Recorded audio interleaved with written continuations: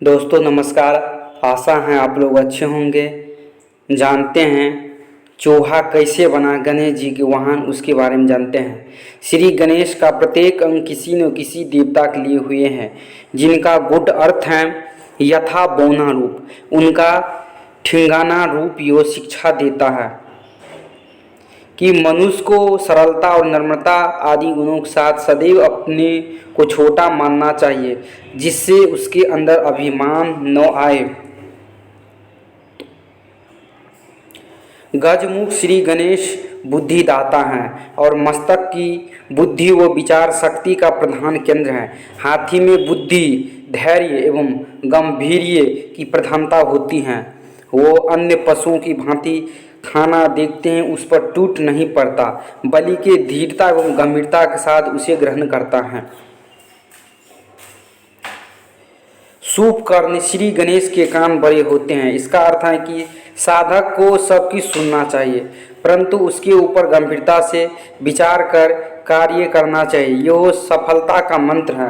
हाथी जैसे लंबे कानों का एक अर्थ यो भी है कि मनुष्य को अपने कान इतने विस्तृत बना लेना चाहिए कि उसमें सैकड़ों निंदक की बात भी समा जाए और वो कभी जिहा पर भी न आए। अर्थात मनुष्य में निंदा पहचान की क्षमता होनी चाहिए।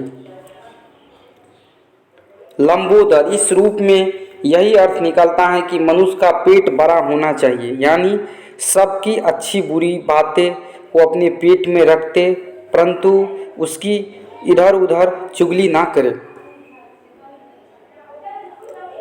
एक दंत श्री गणेश का एक दांत हमें यही ज्ञान कराता है कि जीवन में सफल वही होता है जिसका लक्ष्य एक हो। श्री गणेश अपने एक दंत रूपी लक्ष्य के कारण ही जीवन में न केवल सफल रहे अपितु अग्र पूजा के अधिकार बने। दीर्घ नासिका नाक मनुष्य की प्रतिष्ठा की प्रतीक है और मनुष्य हर संभव उपाय से अपनी नाक बचाने का प्रयास करता है। श्री गणेश की दीर्घ नासिका मानव को नाक की प्रतिष्ठा की रक्षा का संदेश देती है। छोटे नेत्र हाथी के नेत्र प्रकृति ने कुछ इस प्रकार बनाए हैं जिससे बनाए हैं कि उसे छोटी वस्तु भी बड़ी दिखाई देते हैं। श्री गणेश जी की आंख हाथी की होने के कारण हमें बताती हैं कि मानव का दृष्टिकोण उदार होना चाहिए। उसे अपने गुणों की अपेक्षा दूसरे के गुण को अधिक विकसित रूप में देखना चाहिए। वक्रतुंड मनुष्य को भ्रांति में डालने वाली भगवान की माया वक्र दुस्तर है। उस माया को अपनी तुंड सूर से दूर करने के कारण गणेश जी की वक्रतुंड कहलाते हैं।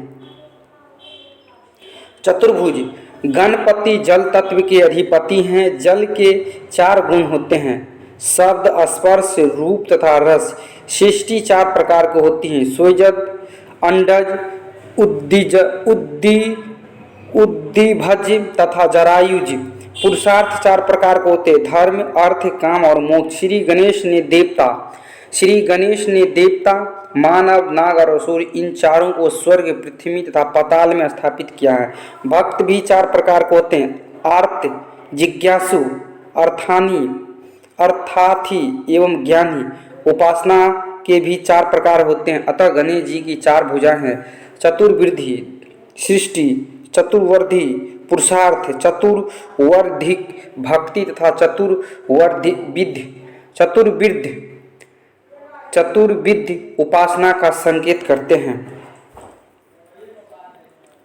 मोदक का भोग मोदक के भोग का अभिप्राय है कि अलग अलग बिखरी हुई बूंदी के समय को एकत्र करके मोदक के रूप में भोग लगाया जाता है। व्यक्तियों का सुसंगठित समाज जितना कार्य कर सकता उतना ही एक व्यक्ति से नहीं हो पाता।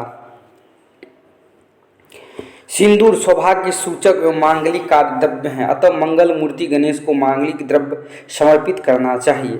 दुर्वा हाथी को दुर्वा प्रिय है।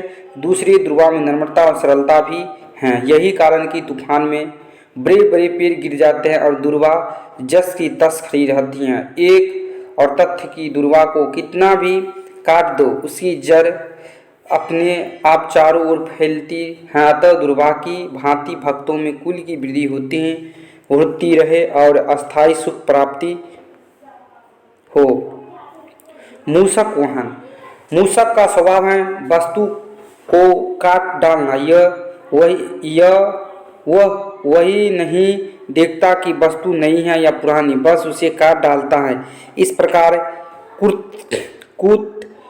कुर्ती जन भी ये नहीं देखते कि ये विचार कितना अच्छा है, बस उस पर कुतर्क करना शुरू कर देते हैं। गणेश जी बुद्धिप्रद है, अतः वे कुतर्क रूपी मूषक को वाहन रूप में अपने बीच नीचे दबा कर रखते हैं।